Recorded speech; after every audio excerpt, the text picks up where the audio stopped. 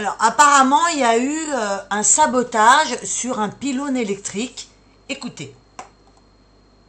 Demander un renforcement de la protection du réseau électrique.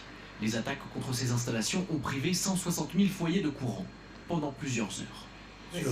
Bon, je trouve que, alors je ne sais pas Elodie, ou Jules, si vous avez des informations, Elodie là-dessous, des réactions à nous donner, mais je trouve que ça a été sous-estimé par les médias. Moi, ça me paraît très très Et grave. pourquoi, à votre avis, Pascal? Je sais pas. Écoutez. Pourquoi? C'est l'extrême gauche, c'est l'ultra gauche, c'est le deux poids deux mesures en permanence. La principale menace aujourd'hui, elle est certes islamiste, elle est certes salafiste, mais quand vous discutez avec des agents, les services de renseignement ou même le ministre de l'Intérieur, ils vous disent que la principale menace qui est là, eh bien, c'est celle de l'ultra-gauche, c'est celle de l'extrême gauche, et évidemment, sur certains plateaux, notamment ceux du service public, c'est très compliqué de nommer ces Parce que ça choses-là. serait effectivement l'extrême droite. Je pense que vous auriez... Vous savez, le 9 mai, il y avait une manifestation annuelle de l'ultra-droite. On a entendu des cris d'orfraie. Alors oui, c'est des images qui pouvaient choquer. Voilà. Donc, vous avez entendu...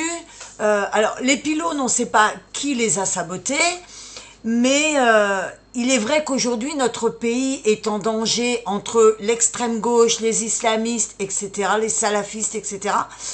Voilà. Et voilà le pays où il en est. Voilà.